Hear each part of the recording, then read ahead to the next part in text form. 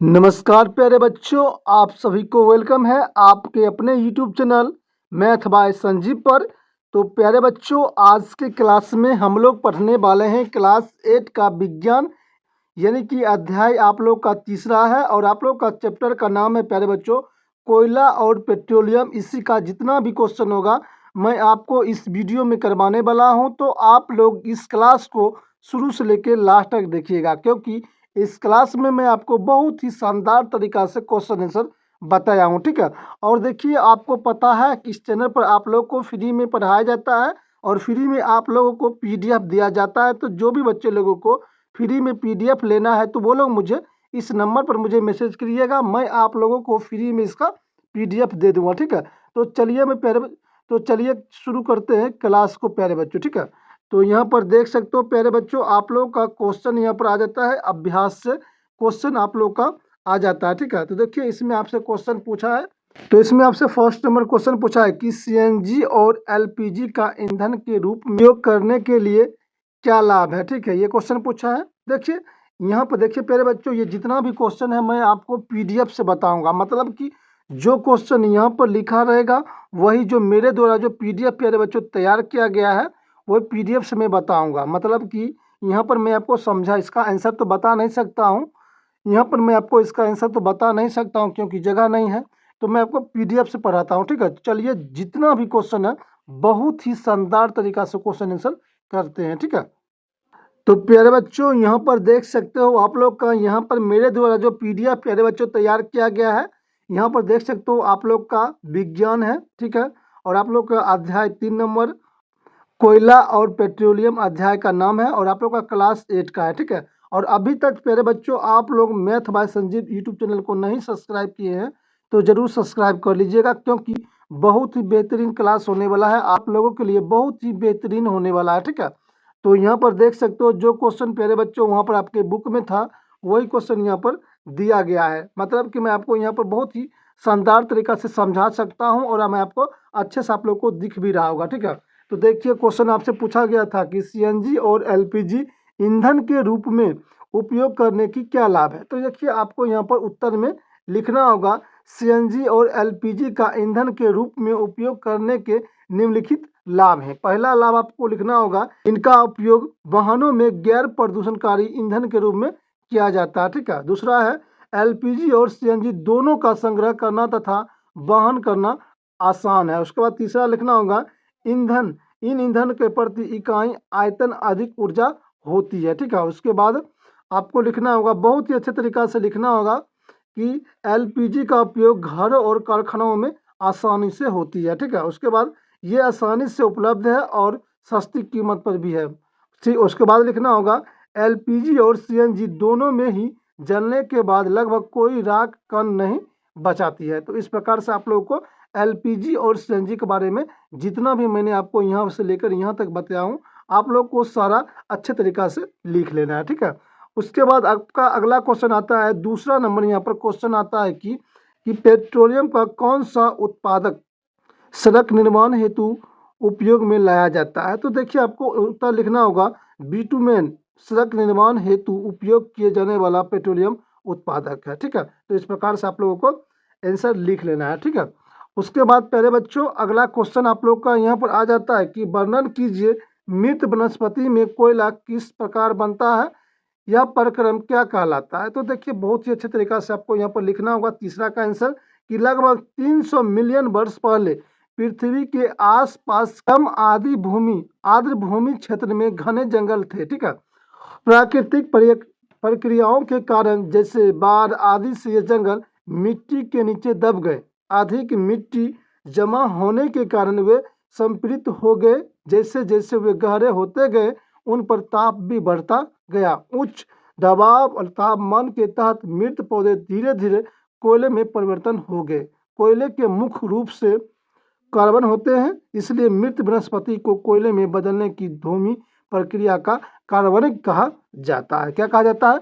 कार्बनिक कहा जाता है। ठीक है, तो इस प्रकार से आप लोगों को अच्छे तरीका से आंसर को लिख लेना है। ठीक है, मैं आपको फिर से बता देता हूं कि मेरे द्वारा आपको जो भी आंसर बताया जाता है एकदम 100% आपका आंसर 100% सही रहता है। ठीक है, तो आप लोग अच्छे तरीक़ा से लिख लीजिएगा। और आपका जितना भी प्यारे बच्चों बुक होगा, इस सारा बुक आप लोग को इस चैनल पर फ्री में पढ़ाया जाएगा और फ्री में आप लोग को PDF दिया जाएगा, ठीक है।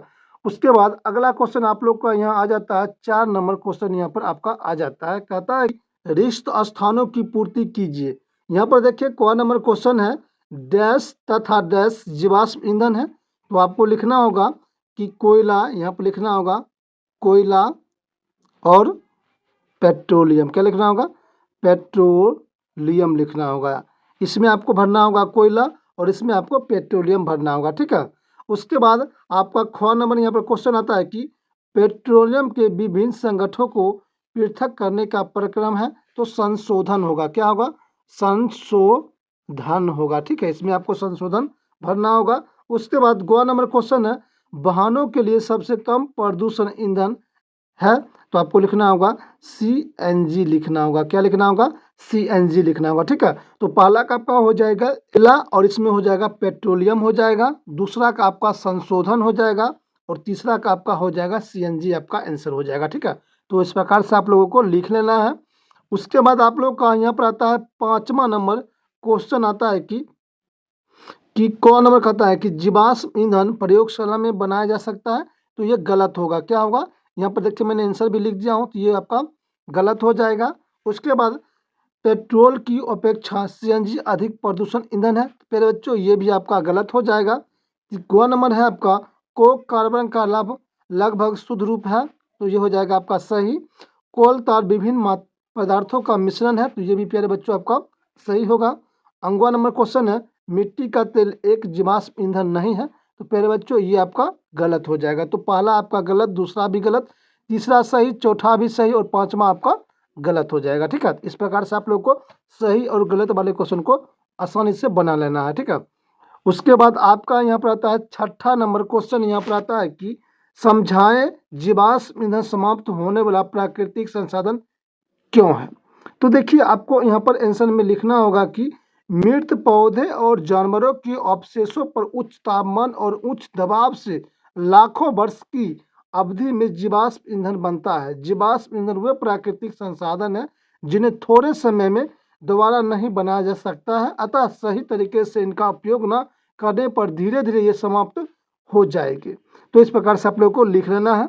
उसके बाद अगला क्वेश्चन आता है आपका 7 नंबर। यहाँ पर आता है कि कोक के अभिलक्षणों और उपयोग का वर्णन कीजिए। तो देखिए लिखना होगा आपको यहाँ पर बहुत ही अच्छे तरीका से कि कोक एक कठोर सनद्र और काला पदार्थ है। यह कोयले के विनाशकारी आसवन द्वारा निर्मित होता है, ठीक है।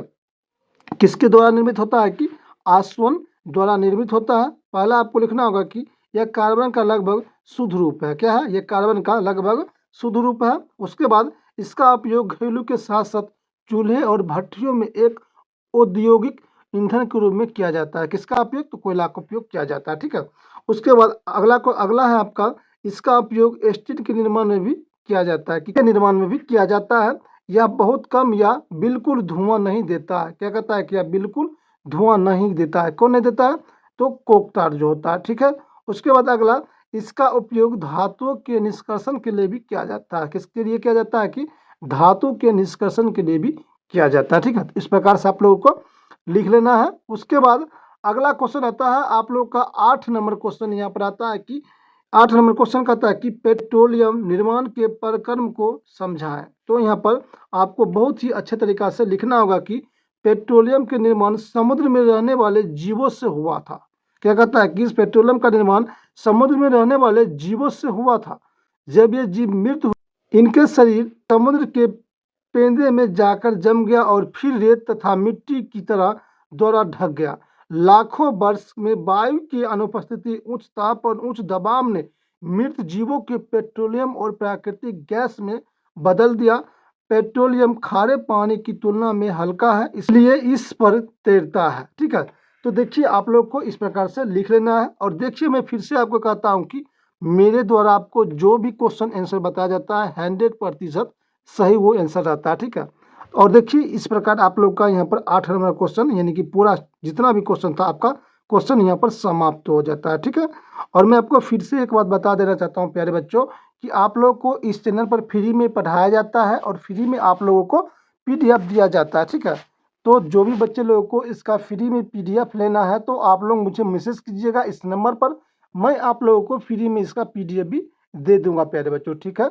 और बताइएगा आज की क्लास आप लोगों को कैसा लगा, ठीक है।